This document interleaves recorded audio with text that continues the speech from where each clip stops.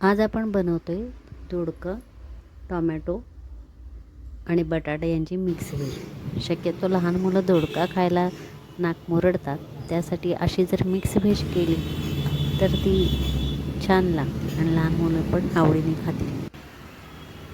त्याकरता दोडक्याची सालं काढून घ्यायची, बटाट्याची सालं काढून घ्यायची आणि तेलावर प्रथम टोमॅटो परतवून घ्या आणि मग चिरलेले दोडके आणि बटाटे त्यात घालून परता।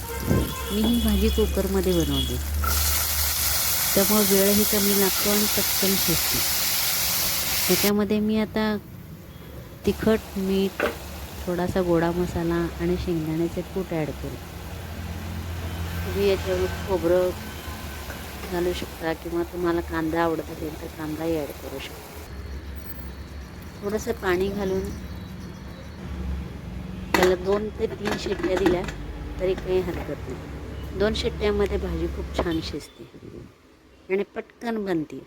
अगदी 5 मिनिटामध्ये तुमची भाजी तयार होते। बघा